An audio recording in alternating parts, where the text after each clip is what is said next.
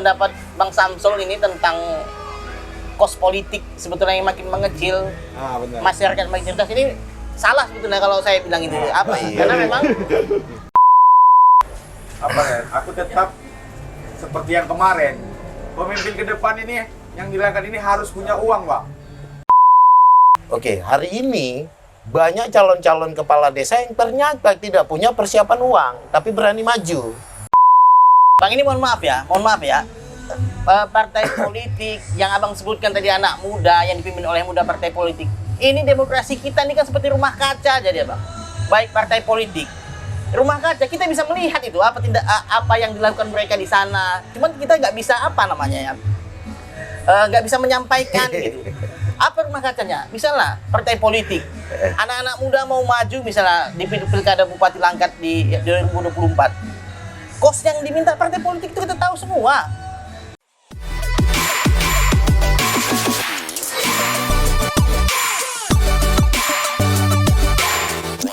Bulan pun abai dalam angin, abai dalam waktu. Lewat remang dan kunang-kunang, kau lupakan wajahku, kulupakan wajahmu. Gunawan Muhammad. Kekuasaan itu dinamis, pergantian kekuasaan itu keniscayaan. Tapi yang jadi masalah adalah sejauh apa sebuah pergantian kekuasaan itu memberi dampak konstruktif bagi masyarakat. Di lain sisi, tiap generasi punya masanya sendiri-sendiri. Kini, masa di mana pidato tidak lagi semegah ketika Soekarno berorasi, menggugah-menggelora masa rakyat. Kini zaman 4.0 kata Jokowi, merevolusi mental. Semua serba cepat, semua serba singkat, semua serba tepat. Kualitas tak dijanjikan kuantitas. Tapi seberapa jauh, seberapa lebar, seberapa sering sebuah ide dapat disebar. Generasi orasi telah dikalahkan soal agitasi dengan generasi TikTok, IG, Twitter, dan podcast. Anak muda punya akselerasi, dan generasi tua telah larut dalam nyeli sendi, rematik, dan tukak lambung. Sebuah pertanyaan kemudian menyeruak. Siapa, apa, dan bagaimana yang pantas menyambung tongkat estafet kekuasaan Langkat untuk semakin membawa Langkat ke arah yang lebih baik. Untuk itu, mari kita berdiskusi untuk rakyat tentang dinamika perpolitikan Langkat, masa lalu, masa kini, dan masa depan. Terakhir, sebuah kutipan layak kita dengar sebagai sebuah refleksi dari Howard Schultz, CEO dari Starbucks, sebuah retail kopi yang mendunia. Berbunyi, salah satu aspek fundamental dari kepemimpinan adalah menanamkan kepercayaan pada orang lain ketika Anda sendiri merasa tidak aman. So, let's do onani.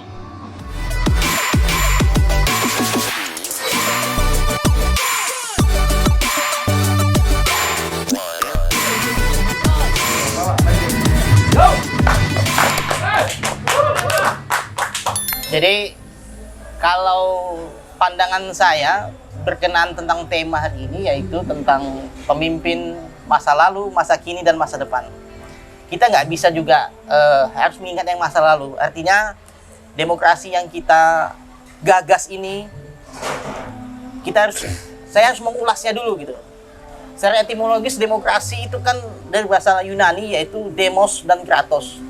Kita sama-sama tahu lah, saya ingatkan lagi, demos itu tentang rakyatnya, kemudian kratos itu tentang kekuasaannya. Artinya dari maknanya saja, sebetulnya demokrasi ini bukan memilih pemimpin, memilih kekuasaan, memilih penguasa. Begitu. Jadi kalau kita memandang demokrasi, saya bagi dua, yaitu demokrasi elektoral dan demokrasi substansial. Demokrasi elektoral inilah yang saya sebutkan, agenda-agenda yang sudah tertata rapi dia, pemilu kada, pemilu dan yang lain legislatif semua. Berkenaan tentang demokrasi substansialnya, ya ini tentang bagaimana mengubahkan pendapat, tentang kualitas daripada demokrasi itu sendiri. Jadi kalau kita yang sudah saya sebutkan di awal tentang demokrasi, siapa pemimpin ke depannya, ya sebetulnya kalau kita mau membahas itu, melihat faktor kos politik yang begitu besar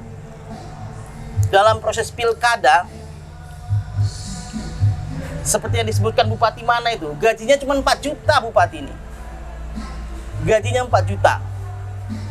Kita lihat sudah berapa banyak KPK ini menjaring OTT, baik OTT baik dengan cara yang lain, banyak kepala-kepala daerah yang ditangkap oleh KPK. Begitu.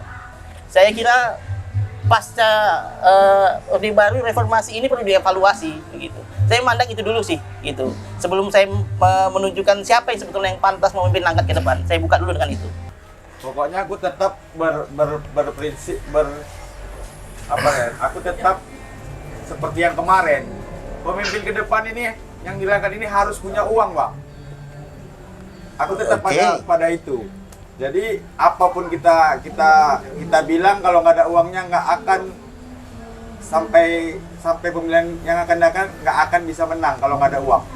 Jadi tetap orang-orang yang punya uang, orang-orang yang punya latar belakang keluarga yang ternama di Langkat, itu yang berpotensi untuk jadi pemimpin Langkat. Iya. Berarti orang yang punya uang lah yang bakal jadi pemimpin Langkat ke depannya nih ya? Kalau menurut aku, prediksi. Iya juga. Kalau ukurannya uang, sebetulnya nggak perlu buru-buru kita bilang pemimpin Langkat ke depan juga harus yang mempunyai uang banyak, uang kuat. Maksud saya tidak perlu buru-buru.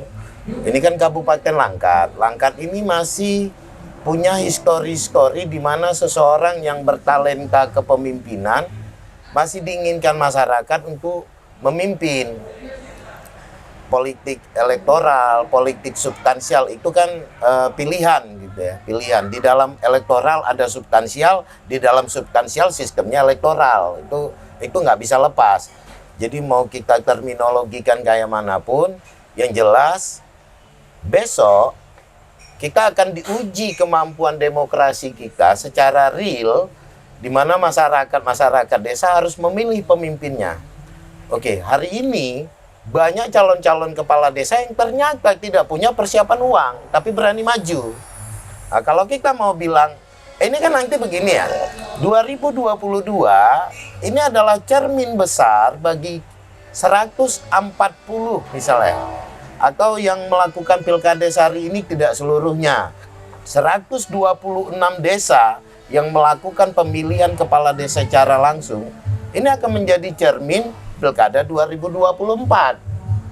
Berkaitan ya? Iya. Makanya nggak perlu buru-buru kita bilang bahwa pilkada atau kepala daerah harus terpilih nanti adalah yang harus punya uang. Nah, kita masih punya kesempatan untuk melihat. Potong sih, pelajaran yang lalu juga sebetulnya yang di OTT KPK itu juga digambar punya banyak uang sebetulnya Bang Medi gitu. Artinya itu jadi pelajaran lah. Iya, saya juga nggak mau Menang kan Bang? Iya. Bang Roni dia menang kan? Makanya aku selalu berpendapat dengan sistem demokrasi kita yang seperti ini yang tanpa pengawasan, ya uang itu nomor satu. Ya. Dengan mahalnya. Nah ini kan bukan persoalan pengawasan. Ya. Kita kan masih bicaranya apakah uang punya peran besar Ya. di dalam mengantarkan seseorang untuk memperoleh kekuasaan. Benar. Kan itu dia kan. Ya. Nah apakah uangnya kan nggak menyangkut paut dengan sistem tentunya. Benar. Ini kan persoalan cara, ya kan, persoalan cara bagaimana dia mencapai kemenangannya. Nah, kalau kita fokus, oke, kita ambil gambaran besarnya, yang punya uang itu cenderung lebih mudah Ya. mencapai cita-citanya. Itu kan asumsi. Ya. Saya batasi, nggak usah kita buru-buru dulu. Kenapa nggak usah? Harus kita tahan dulu selera kita beropini. Oke, tapi nggak mungkin lah kalau nggak ada uang bisa menang. Itu logikanya juga harus kita tahan. Kenapa? Faktanya hari ini yang mendaftar sebagai calon kepala desa nggak semuanya punya uang banyak. Tapi Bang, Oke, tunggu dulu, jangan dipotong. Aku cuma mau gambar. Ini kan cerita hari ini. Cerita masa lalu, kalau seorang calon kepala desa nggak punya uang, nggak mungkin dia mau daftar. Kenapa? Sistemnya biaya pemilihan kepala desa itu harus ditanggung oleh kandidat calon kepala desa. Kan begitu kan? Maka seseorang yang mau maju jadi kepala desa itu nggak mungkin kalau dia nggak hitung-hitungan punya uang cukup membiayai IO-nya lah ya. iya perhelatan dia. Nah hari ini pemilihan kepala desa itu kan udah ditanggung nih APBD. dengan dana desa, ya kan? Nah lalu euforia orang untuk menampilkan talentnya dalam memimpin desanya, ya kita harus terbuka lah. Ini sebuah realitas positif. Orang berani maju sebagai calon kepala desa karena beberapa faktor keuangan sudah ditanggulangi oleh sistem. Gitu tuh. Oke, maka calon-calon kepala desa kalau dulu paling dia dua, yang satu yang utama, yang satu ayam sayur, karena dia nggak mau takut, karena dia takut tuh berhadapan dengan kota kosong gitu kan. Nah hari ini nggak ada, yang hanya beberapa desa yang cuma dua, karena memang bukan faktor orang tidak mau, karena masyarakat kepingin yang itu lagi gitu. Cuma kalau dia satu nggak bisa nih lanjut, harus dua. Oke, stop sampai di situ. Saya cuma mau bilang, ini sudah menunjukkan gejala positif. Siapapun kandidat Bupati 2024, jangan terlalu percaya diri hanya dengan menggunakan uang. Karena kejutan-kejutan akan kita temukan besok di hasil pemilihan kepala desa. Dan itu sudah terjadi di beberapa kabupaten. Contoh yang bersebelahan dengan kita, Deli Serdang. Banyak calon-calon kepala desa yang punya uang, rontok, gitu. Ini aspirasi politik yang melalui sistem demokrasi yang terungkap. Bukan tidak mungkin, bukan tidak mungkin. Apabila pilkada nanti memangkas sistem-sistem dan peraturan ataupun tata tertib yang sifatnya memboroskan uang, ya akan terpilih kepala daerah yang memang tidak mesti banyak uang, masyarakat mau. Karena semangat masyarakat ini pasti akan bergulir terus loh. Ya ingat ya, keinginan kita memilih pemimpin selalu terpengaruhi dengan agenda sebelumnya. Dulu tahun 2019, belum 2000 sebelumnya, kita sangat rentan. Karena pemilihan legislatif itu setelah pemilihan kepala daerah. Begitu kepala daerah melakukan agenda pemilihan di mana uang banyak beredar. Ini kasihan nih kawan-kawan yang pileg ini. Caleg-caleg babak belur. Standarnya Karena orang udah terbiasa kalau pilkada itu kan dia terima uangnya enak ya dari mana. Begitu dia jumpa caleg dia berharap itu juga gitu kan. Nah hari ini kan pilcalegnya dulu baru pilkadanya gitu. Itu dari dulu ada gitu tuh Bang? Ya bukan. Saya hanya mau menggambarkan bahwa agenda ini saling mempengaruhi. Lalu saya mau menyimpulkan, agenda pilkades besok bukan tidak mungkin, sangat memungkinkan akan mempengaruhi suasana pilkada akan datang. Ini dulu yang menjadi poin kita untuk menghapus asumsi yang punya uang pasti menang gitu. Ya kata pasti ini kan bolehlah Bung Medi yang bilang kata pasti. Bukan gitu. pasti Bang, berpeluang untuk menang. Ya berpeluang, Nah. artinya peluang itu Peluangnya kan besar. iya besar, artinya kan hampir pasti iya. juga. Oke, gitu lah. Jadi kan sesuai yang Abang jelaskan tadi, memang ada tren perubahan, ibaratnya ada perubahan positif bahwasanya uang itu terkikis, politik uang itu dengan munculnya kandidat-kandidat yang nggak punya uang dan berkualitas. Iya. Tetapi secara waktu Bang, mungkin di 2024 pendapat aku itu belum waktunya. Oke, belum waktunya. Jadi maksudnya Terus waktunya kapan? Justru Gitu saya kan? pendapat Bang Samsul ini tentang kos politik sebetulnya yang makin mengecil, Benar. masyarakat makin cerdas ini salah sebetulnya kalau saya bilang itu. Apa? Iya. Karena memang justru ke depan masyarakat makin nggak mau gitu. Karena memang ekonomi ini meningkat pada saat pemilu. Oke. Mereka mendapatkan Iya. nilai ekonomi di situ. Kalau itu nggak ada ya bagaimana gitu. Justru memang malas gitu. Bisa kita lihat partisipasi masyarakat dalam pemilu makin lama makin kecil Bang gitu. Ya, Itu salah satu indikator yang menurut saya mereka sudah malas gitu. Ya gitu-gitu saja proses demokrasi ini. Pemimpinnya ditangkap KPK, begitu-gitulah yang pelajaran angkat sebelumnya kan gitu. Terus apa dibilang tadi di depan tadi, ya kan menang gitu. Ya memang menang, tapi yang kita ingin capai itu bukan kemenangannya gitu. Tapi dampak daripada kepemimpinan setelah pemilu itu yang kita inginkan. Gitu sih. Iyalah. Kalau ini kan dua sisinya ini kita bisa lihat kan. Kita mau lihat dari pesimis, optimis. Kalau saya kan selalu melihat selalu ada harapan, gitu ya. Walaupun apa yang dibilang Bu Roni tadi itu realistis, ya realitasnya memang begitu. Cuma kalau kita mau lihat dari sisi ini kan yang muda-muda juga sering ngomong nih kan, entah apa pilih yang tua, pilih yang muda gitu kan. Terus masalahnya anak-anak mudanya itu berani nggak nanti tampil tanpa uang, begitu. Jadi maksud saya begini, kalau tesis kita yang muda nggak akan bisa muncul kalau menghadapi yang tua dengan banyak uang atau yang muda banyak uang, maka harus ada antitesisnya. Antitesisnya anak muda tanpa uang dengan semangat dan dukungan orang-orang baik dia harus tampil. Iya, Bang. Problemnya kan dia nggak pernah muncul gitu. Yang ku maksud tadi, Dia kan nggak pernah muncul. yang ku maksud tadi kan keberanian anak-anak muda itu aku udah lihat. Tapi kan kita bicara tentang peluang. Iya, peluangnya kita bicara nggak usah uang dulu lah. Sistem pilkada dia akan didukung partai politik. Kalau di Kabupaten Langkat ada beberapa partai politik yang dipimpin anak muda yang kalau mereka gabung ini cukup. Ya, anak-anak ini cukup. bener gitu. Bang, makanya Lalu kemungkinannya kan terbuka nih. Nggak usah bicara uang dulu, Ya. dukungan ya. Bener. Dukungan jumlah kuotanya kan cukup nih kan.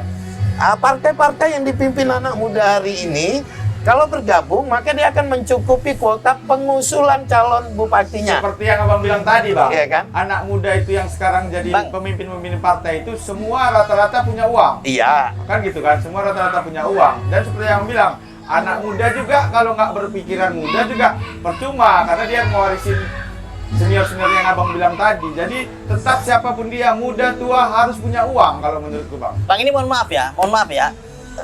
Partai politik yang abang sebutkan tadi anak muda yang dipimpin oleh muda partai politik. Ini demokrasi kita ini kan seperti rumah kaca jadi abang. Baik partai politik, rumah kaca kita bisa melihat itu apa yang dilakukan mereka di sana. Cuman kita nggak bisa nggak bisa menyampaikan gitu. Apa rumah kacanya? Misalnya partai politik, anak-anak muda mau maju misalnya di pilkada Bupati Langkat di 2024. Kos yang diminta partai politik itu kita tahu semua. Iya, Untuk mendapatkan rekomendasi itu bukan rahasia umum lagi. Iya. Demokrasi itu rumah kaca, kita bisa melihat gitu. Apa yang dilakukan elit politik, apa yang dilakukan bupati di situ kepala dinas, kita semua tahu. Iya, kita lihat itu terjadi. Jadi realistis begitu. Ini kan Jadi uang problemnya itu gini. adalah realistis.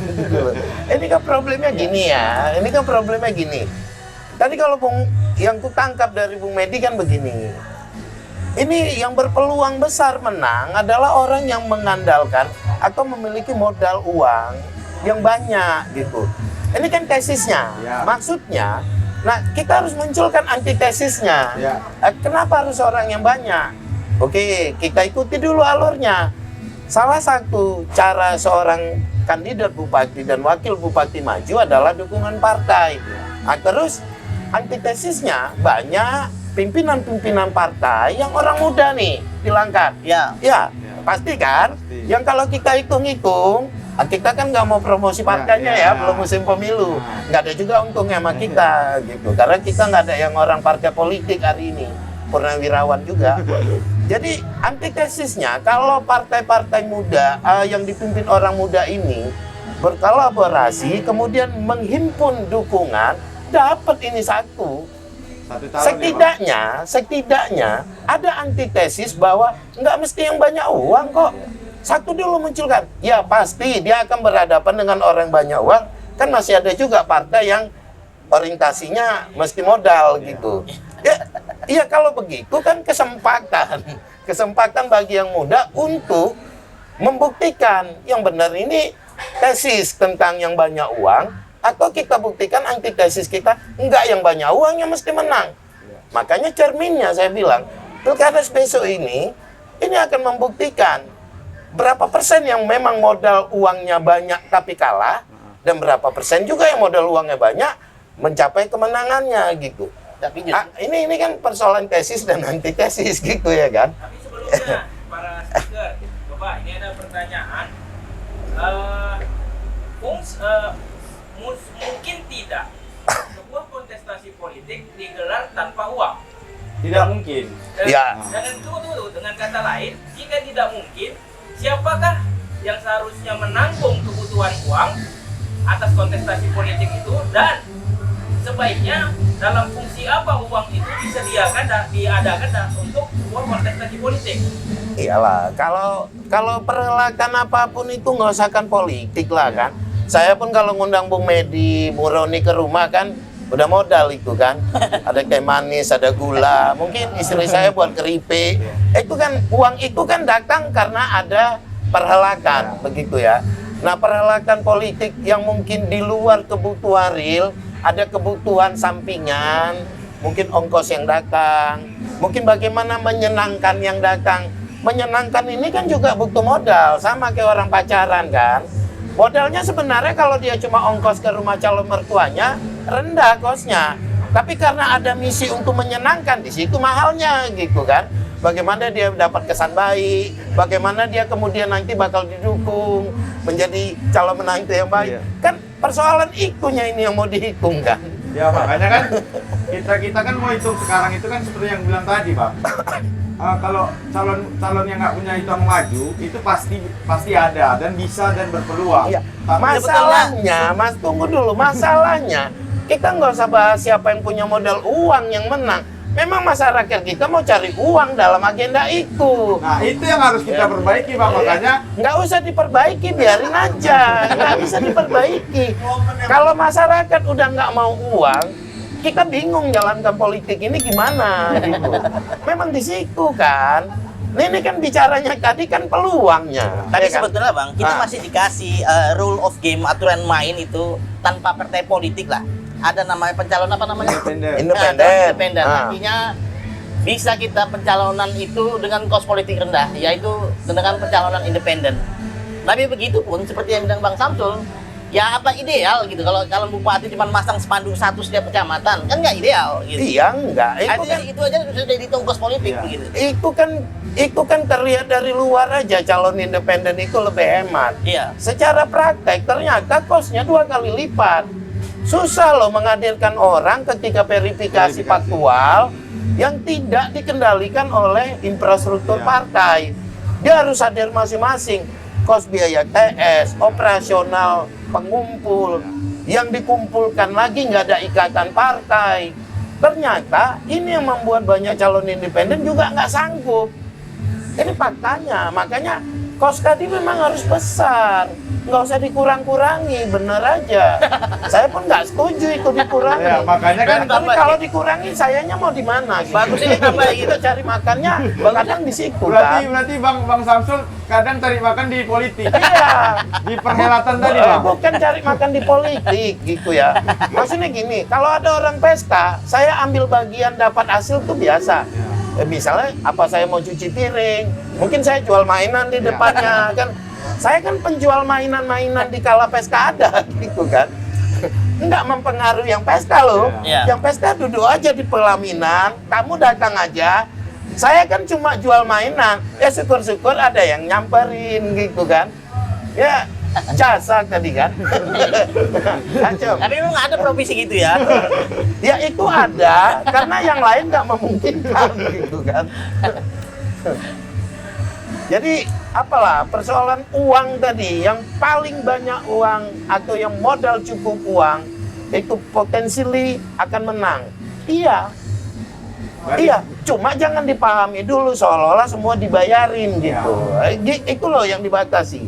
Nah, nggak mungkin juga kita dukung orang yang gimana? Siap. Terus gimana Pak? Biaya makan kita? Ya tanggung masing-masing dong, bubar. Saya pun bubar. Berarti Abang lebih ke ibaratnya kan kayak tadi perhelatan tadi. Berarti kan kalau Abang nggak dikasih uang tanda petik tadi untuk bergerak tadi, Abang tetap ngelak kan dari calon-calon itu, Bang, walaupun dia berkualitas. Iya, makanya peran di dalam perhelatan itu, saya kan nggak terkait dengan pestanya. Benar. Saya hanya pengambil manfaat. Iya. Mau pestanya berutang, tumpur, nggak ada urusan sama saya jual mainan aja gitu kan. Mungkin yang paling mempengaruhi itu tukang cuci piringnya. Ya. Ini kalau yang pestanya berutang, dia mau dibayar pakai apa gitu. Atau yang datang sikit bawa kado. Ini panitia mau nggak ada bagi-bagi kado nih kan? Bang, contoh-contoh. Makanya saya ambil posisi yang bebas risiko Bang, aja lah. contoh-contoh mainan dalam pilkada yang abang itu apa bang? Contoh konkretnya? Ya kita cari aja. Nggak mungkin orang pesta nggak bawa anak. Saya kan nggak minta mamanya beli mainan kan. Oh. Anaknya pasti kepingin balon gitu. Jadi kalau anaknya pengen menang, abang sediakan mainannya, Bang? Iya, tidak. Maksudnya gini, dia kalau bahasa ini ya, bahasa enaknya kan gini ya, survei lah ya. Dalam survei 80% mama-mama yang hadir undangan pasti bawa anak. Gitu. Ini 80% ini potensi apa? Bang, berarti Kan abang nggak mungkin saya jual nomor WA cowok-cowok ganteng gitu kan, atau saya buka iklan baris gitu nih. Enggak, saya lebih bagus ambil anaknya, pasti suka mainan. berarti abang lebih cocok, lebih milih mama-mama yang jadi pemimpin bang, supaya dia bawa bukan anak. gitu. Bukan gitu. Di dalam perhelatan politik selalu ada kesempatan dan peluang, dan perputaran uang itu pasti ada juga gitu. Makanya kos-kos di situ kan harus, kalau sih yang punya pesta memang ingin menyamankan para undangan, ya kenapa enggak dia buat apa itu tanda mata atau apa namanya, Oleh-oleh lah. iya, tanda matanya itu nggak usah lagi bentuk kipas, bentuk mainan, ya beli aja balon-balon anak-anak itu kan. Jadi sebetulnya kalau aku Supaya bilang kalau mau sinergis gitu. penjual-penjual Supaya bisa pakai abang ya di pilkada ya, supaya ada mainan. Iya, saya tentu punya pasar sendiri kan, gitu kan. Jalan untuk mengusir penjual mainan itu nggak mungkin, tapi meleburkan penjual mainan di dalam sistem itu sangat mungkin. Ya kan selesai aja kalau sebetulnya persoalan uang. ya yang bisa disimpulkan nih penjual-penjual mainan ini yang membuat calon semakin tidak ideal sebetulnya. Nanti Bang Samsul. Ya kan? Ya kan aneh aja kan. Masa ada orang pesta duduk di pelaminan lebih kepengaruh sama yang jual mainan di luar? Berarti selama ini Yang nggak konsisten yang pesta dong. bukan yang jual mainan gitu. Apa pernah pesta terganggu hanya karena berderet menuju gang tempat pesta itu penjual mainan? Nggak pernah terganggu. masalahnya mereka terpengaruh nggak dengan penjual mainan itu ya? Makanya surveinya di mana? Mentalnya kan rendah kali kalau kemudian pemilik pesta, pengantin yang pesta, lalu bilang, wah kami terganggu dengan ada penjual mainan itu. Aneh gitu. Pengambil manfaat terbesar, ya para penjajah mainan di luar acara pesta itu sendiri. Tapi kalau kemudian yang punya pesta merasa terganggu, belum pernah terjadi. Nyaman kita kan di situ. Mungkin nggak yang pesta sama yang panitia pesta jadi penjual mainan, Bang? Ya kadang-kadang kalau yang punya pesta mau improv boleh aja. Kan dia yang menciptakan. Lalu dia buat itu di depan gang. Tidak boleh berjualan tanpa izin pemilik pesta. Kan gitu kan. Lalu semua yang jualan mendaftar ke pemilik pesta. Agak bayar dia. Iya, Kan? bayar. Itu kan tergantung aja gitu. Jadi kalau uang nggak bolehlah kita berpikir bahwa seolah-olah uang ini membayar idealis dan pilihan masyarakat. Nggak ke situ arahnya. Karena ada juga sebagian masyarakat yang nggak uang ya. Ya, Patokannya bukan nggak uang. Saya aja jujur, kalau ada calon bupati, Bapak uangnya nggak banyak, ya udah nggak usah maju aja Pak. Gitu. Pasti saya bilang itu. Kalau Bapak nggak punya uang, Bapak nggak usah jadi calon bupati. Kepala desa lah ya. Tapi kalau dia bilang, oke, kita susun sistem, bagaimana mungkin kita bisa yakin sistem yang dibangun akan kuat, ya kan? Karena memang uang itu kan ceritanya kalau dalam konstruksi air. Nggak perlu juga semen banyak, pasir banyak, batu bata banyak kalau airnya nggak ada. Dia cuma merekatkan dari satu elemen ke elemen lain. Nggak begitu penting, tapi itu prioritas gitu, itulah uangnya. Jadi Bang Jadi kalau semen kurang air artinya apa? Banten. Iya, batunya ditolak aja jatuh gitu. Jadi Bang kalau Nggak usah dibangun tinggi-tinggi Bang, lah. jadi ada kalau Gitu kan. kalau ada dua pilihan ya kan Bang. Yang satu banyak uangnya, Iya, Abang disuruh mengemas, iya. dan yang satu Ini keduanya aku IO-nya gitu Iya, ya kan. Tadi mau cerita politik kok jadinya jadi jasa ini. Enggak, ibarat karena Kayak Abang nutin tadi- pekerjaanku. Karena Ya Abang- boleh lah, boleh gitu. karena Abang tahu tadi- media. Ya kalau memang ada peluang boleh juga ya. Iya. Boleh, manakala dia mau calon bupati, aku siap. karena Abang tadi mau Cuma uangnya banyak ya. Iya, makanya berarti siap ya berarti. Oh bisa. Ya semua kan tergantung bagaimana polanya gitu kan. Kalau panitia dibentuk, ini duitnya sekian, uang antarannya sekian, ya udah kita buat pestanya gini. Ya memang spesialisi kita jasa, lebih cenderung ke IO ya, gitu kan. Boleh ada lah ya bang. Ya enggak lah, semua IO lah. Ya kan? Nanti pilkades juga bisa kita IO kan. Berarti berapa calon abang ini di pilkada bang? Ya nggak ada, karena saya tinggal di kelurahan. Makanya saya pastikan saya tidak akan datang ke TPS. Cuma banyak yang ribut, gitu kan. Seolah-olah saya nggak mendukung demokrasi, nggak membangun hidupnya pilkades. Lalu bukan karena Gimana itu saya ya? mau ke TPS di Kelurahan ya? kelurahan nggak ada pemilihan gitu tuh. Berarti kalau kita evaluasi lah bang, kan tadi judulnya kan politik masa lalu, sekarang Iya. dan masa depan, kan gitu. Jadi pelajaran apa yang bisa kita ambil bang? Atau perubahan-perubahan apa yang signifikan yang bisa kita lihat bang? Ya, kalau sampai 2 pemilihan bupati yang akan datang, saya punya perhitungan sendiri. Uang itu tetap menjadi faktor dominan untuk pemenangan. Tapi bukan penentu ya. Ya, dominan. Dominan kan nggak penentu. Penentu udah pasti kan. Dominan yang akan mempengaruhi suasana-suasana yang lainnya gitu kan. Nah, ini kan cerita dari waktu ke waktu pilkada ini, apalagi semakin ke depan, ini kan suasana dinasti politik juga makin kuat gitu. Ya itu juga nggak bisa kita pandang secara sinis dan negatif. Ya kalau saya juga punya anak, terus daripada anak saya ikut-ikut komunitas motor, ya saya kan punya kecemasan. Ya bagus anaknya ikut saya aja. Caleg ya? Udah jadi caleg aja. Gitu kan. Modalnya kan jelas. Dia nggak mungkin saya dengar anak saya nanti tabrakan. Jadi Nggak mungkin. mainannya laku ya bang? Iya, bukan. Saya lebih KPK ya bang daripada tabrakan ya bang. Oh bukan, itu kan KPK kecelakaan gitu ya.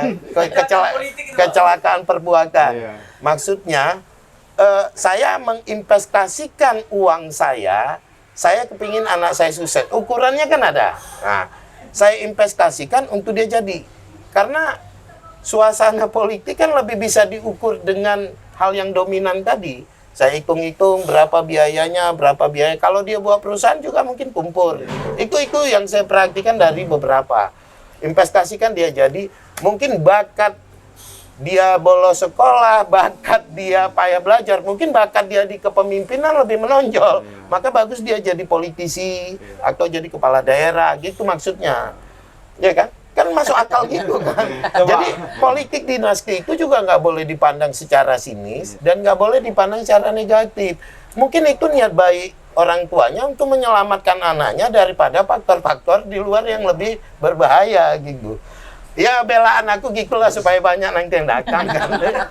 Kalau aku terus tajam kan nanti banyak yang benci. Kipernya apalagi. Iya. Jadi ini kan terkait tadi kita bicara tentang pilkada, perpolitikan langkat dari masa ke masa lalu sudah dilewati, masa kini sedang dijalani, masa depan yang akan kita bangun bersama. Nah, dari panelis sekalian, speaker sekalian, kita yakin ini nggak satu frame berpikir dengan Bang Samsul yang menasbikan diri sebagai event organizer sebuah kontestasi politik. Oh iya. Kalau nanti semuanya sama, saingan banyak gitu kan. Ya bagus saya sendiri aja lah, kalian nggak usah capek. Gitu. Jadi kita mau tahu nih, dua panelis lainnya masih teguh nggak berpegang pada frame berpikirnya sendiri terkait wacana yang sedang kita bicarakan, atau setelah diskusi ini jadi muncul nih ide baru, yuk buka IO saingannya Bang Samsul, kan bisa juga kan gitu. Kalau aku pribadi, masalah maju atau enggak dalam konsentrasi politik misalnya kan, aku ngukur kekuatanku bang, termasuk finansial kan gitu kan. Iya. Jadi ketika uangku berlebih, aku pakai IO abang. Oh, iya. Jadi aku nggak capek kan bang. Iya. Jadi kalau uangku sedang, aku main sendiri. Tapi kalau uangku nggak ada, aku nggak main bang. Iyalah. Ya memang kan itu tergantung apalah tekad yang mau membuat perhelatan gitu. Sebenarnya saya nggak komersil kali. Nggak komersil kali. Apa ini kontrak ini terjadi kan yang penting kita bisa saling sepakat, bisa saling memahami. Fleksibel. Namanya MOU, Memorandum of Understand, saling mengerti. Iya memang nggak ada jalannya juga, mau bagus tapi nggak cukup uang gitu kan, itu udah pasti. Cuma kan nggak semua itu hitungan kita. Ya bisa juga pakai surat tanah. Gitu. Ya bisa pakai yang lain. Nggak semua uang kok. Kalau gitu Bang, berarti bukan understanding, tapi Ya. understanding. Iya, kan kita juga memahami. Bung Medi kalau tabungan uang mungkin nggak ada. Kalau tanah banyak. Makanya Ada ya. selaku event organizer atau yang mengemas bidang jasa acara-acara ini, saya harus lihat potensi konsumen juga. Yes, yes. Jadi bang, aku- Percuma bayar jadi uang mau juga, tanya bang, gitu. kalau abang kan secara analisanya kan bisa mengukur kan gitu kan. Kalau abang rasa orang yang maju itu peluang untuk kalah, peluangnya kalah, tapi dia ada yang mau ngasih uang, Iya. kira-kira abang terima nggak itu bang? Begini, nggak ada yang bisa memastikan dia menang atau kalah. Sebenarnya dalam acara perhelatan politik itu begitu. Yang sudah hampir pasti menang pun, bisa di ujung pengambilan keputusan, dia bisa kalah. Nah, kalahnya kenapa? Selalu karena, bukan. Karena begini, kos-kos yang keluar juga sebenarnya nggak untuk pembayaran. Kata orang kan ada jual beli suara, Iya. nggak gitu. Nggak begitu Teknik dia. pergerakan Iya. lah ya, Bang. Yang saya pahami, kos-kos ini selalu banyak yang tidak terbuka. Ya, dia mungkin kosnya disiapin untuk kelakuan, tapi dia nggak pernah sebut ini untuk kelakuan yang mana gitu kan. Tapi dia sebut juga, wah biaya kampanye, wah biaya turun, wah biaya ini. Ya bolehlah ditanya ya kan DPR yang jadi itu. Kos di luar kebutuhan partai politik, kos di luar dari acara-acara politik, kos di luar daripada pertemuan konstituen itu ternyata jauh lebih tinggi dikeluarkan. Dan itu tidak pernah ada catatan terbuka. Jadi kalau bicara uang yang tinggi, ya kita bisa hitung-hitungan lah. Makanya saya berani pastikan, tidak mesti uang yang banyak dia bisa menang gitu. Tergantung bagaimana dia memilih IO yang tepat. Itu pasti gitu. Jadi partai politik itu termasuk IO nggak menurut abang? Oh tidak, dia pemilik hajat, pemilik hajatan. IO itu selalu di luar partai politik. Kalau IO-nya di dalam partai politik, acaranya bubar itu. Karena orang cari makan juga kan. Makin gitu. malam makin seru. Cuma Bang Roni banyak diamnya kayaknya.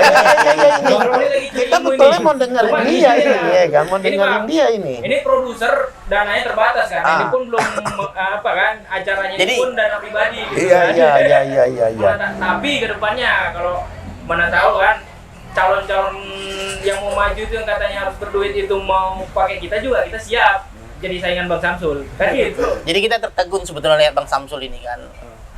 Dia bisa geser cerita ya. analisa. Politik jadi cari makan gitu ya. Memang kan mau politik mau apapun ini tetap judulnya cari makan. Gitu, kan. Nggak ada cerita itu. Itu omong kosong aja mau Jadi politik. yang demi rakyat, demi apa itu cuma bungkus saja ya bang? Bukan, Branding, saya branding. juga nggak pesimis begitu. Dia tetap demi rakyat, demi masyarakat, demi pembangunan. Cuma kan nanti jawabannya demikian. Gitu kan. Oke, kita tutup pakai quotes masing-masing panelis. Aku Iya. nggak punya. Iya. Aku nggak punya quote. Oke, satu udah punya. Panelis kita dari sudut kiri nggak punya quote. Memang betul-betul kiri kali yo. Oke, dari sudut tengah. Jadi Poros tengah ini, poros tengah. SBY kali. saya menganggap pemilu ini mesti ada perbaikan. Kita nggak bisa lagi yang seperti yang dijelaskan Bang Samsul, perbaikan-perbaikan ini memaksa sebuah sistem agar memang pemilu ke depan menghasilkan pemimpin yang baik. Itu saja menurut saya. Oke, IO kita. Iya. Harus dikeluarkan uang yang banyak kalau untuk perubahan yang baik gitu. Nggak ada cerita. Bukan butuh modal ya, Bang. Perubahan juga butuh modal. Gimana ya?